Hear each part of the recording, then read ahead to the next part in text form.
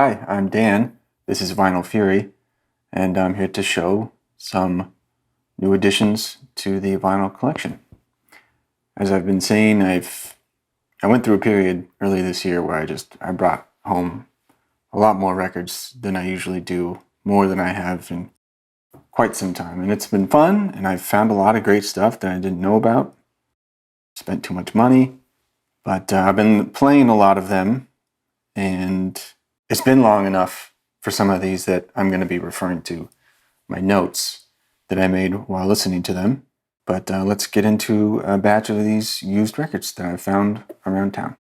First is Leo Kottke, I believe is how you would say his name. It's called Dreams and All That Stuff.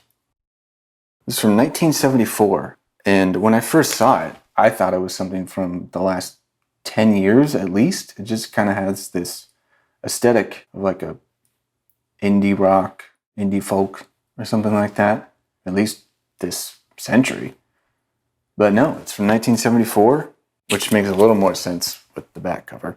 This is released on Capitol and EMI, and it is acoustic instrumental folk rock, but from 40 years ago. And when I saw it, I was intrigued.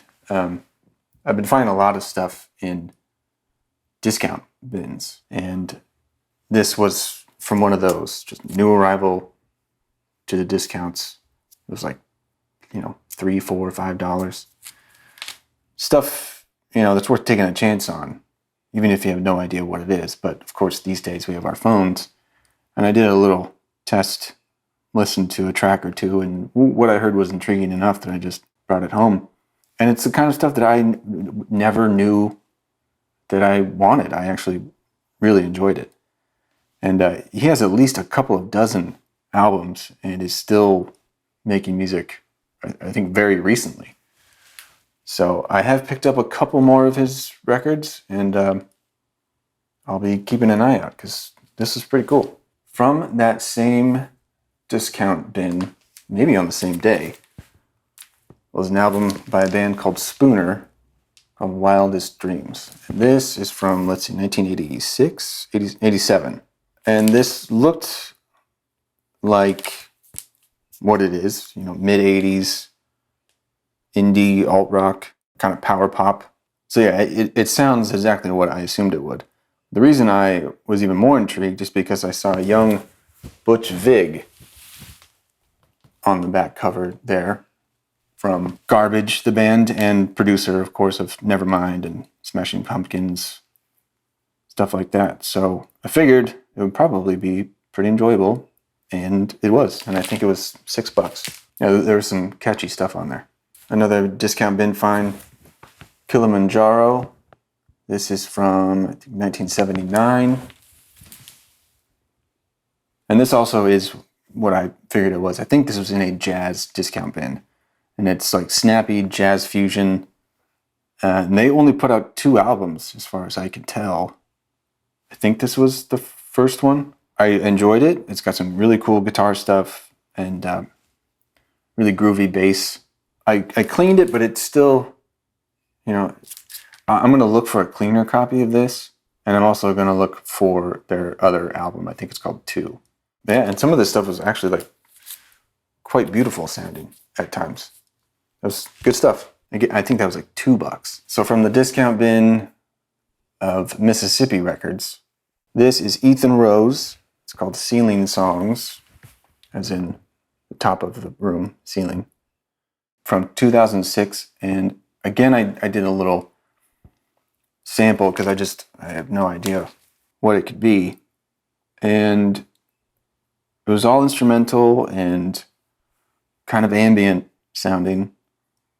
So it seemed up my alley. So I brought it home. It's limited to 500. This is number 43. They're numbered. And I believe Ethan is from Portland.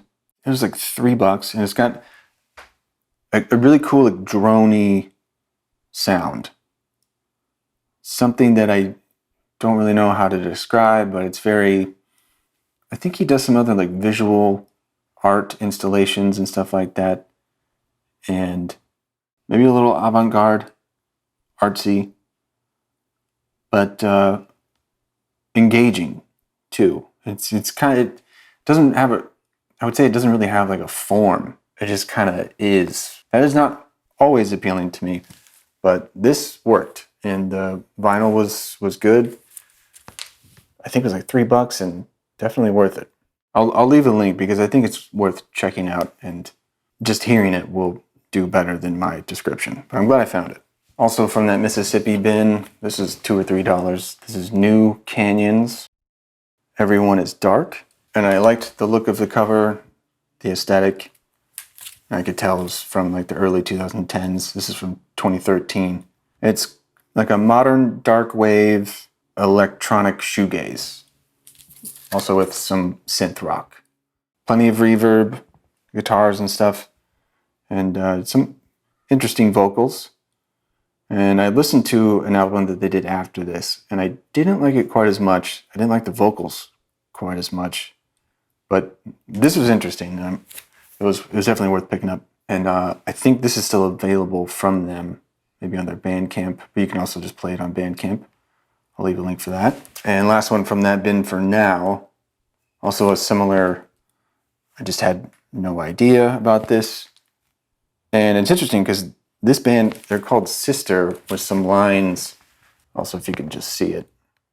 The album's called Untrue, and I can't remember if I actually sampled this or not, but it just doesn't sound anything like I assumed, which, I just didn't know what to think. It was like a art rock punk stuff, and the sound of the songs kind of vary quite a bit, the style. And they're from Athens, Greece, and I just have no idea how it ended up in a discount bin in Portland, Oregon. But there you go. This is some of my favorite stuff, is to just find something, give it a shot, and then it's something that I feel like I'll probably have for a long time. And that one was limited to 500 copies as well. I don't know if they've done anything else. And some of it has some like dirty, gritty sounds that are actually really cool. And like the bass is very forward, which was interesting. I liked it. And these last few were not discount finds. They were all intriguing enough in that vibe I like of like ECM, Windham Hill, not quite jazz. So first is Michael Mantler, Something There. This is a gold stamp promo. This is on ECM from 1983. And Mantler plays the trumpet. Steve Swallow is on bass, who I'm familiar with, and his work on ECM. And this actually is closer to contemporary jazz. It's a little different than what I'm used to hearing on ECM. Some fairly interesting compositions with piano and strings, along with the trumpet and guitar. It's an interesting blend. I think it works. And he is still on ECM and released an album as recently as I think 2021. There's a bunch of albums all on ECM, which I thought was interesting. That was something like $8. This was like $15, but it was still intriguing enough to me. Stephen, I don't know, Stephen Micus? I'm not quite sure. This is from 1985 on ECM and Japo Records, who I'm not familiar with. This is a German pressing. This is called East of the Night, and it just seemed right up my alley. He's playing some custom guitars, a 10 and a 14-string guitar. It says, a new type of guitar designed by Stephen, allowing many different kinds of stringing, like 10 single strings, double stringing, resonance strings, like a sitar. Pretty interesting stuff. Never heard of a 14-string guitar, I don't think. But maybe somebody out there can help me, because there's this stamp on the back, and it looks like it's been colored in with like a gold marker. But the stamp, I believe, says PSI. Right there.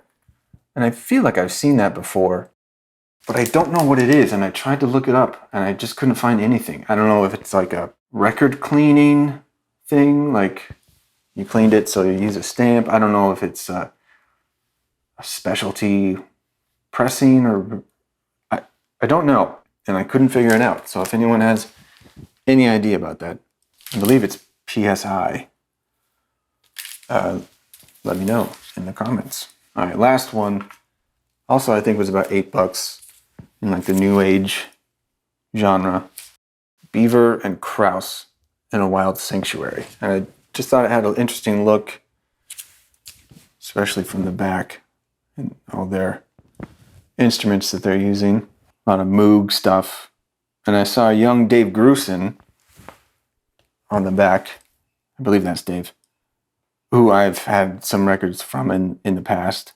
So it's from 1970, so it kind of feels like it's early on in like the new age kind of style. Very synth heavy, very synth driven, and probably a bit experimental for the time, I would think. There's some Hammond organ, flutes. It had a very like naturey vibe to me. It felt like I didn't love it all the way through. There were some times I was like, what is this trying to be, really? But it was worth a shot. It's interesting that it was on Warner Brothers all the way back then. It seems to be well regarded in the genre, though. Paul Beaver and Bernard Krause are the main musicians. So that is it for this stack. I have several more, so I think because it's been a while since I've done this, I want to take the opportunity to do as much as I can. So I'll probably shoot another 2 now and upload those over the next couple weeks. I haven't shot a video in this space, I feel like, for 5 years, something like that. We'll see how it works, but I thank you for watching, and until next time, enjoy your music.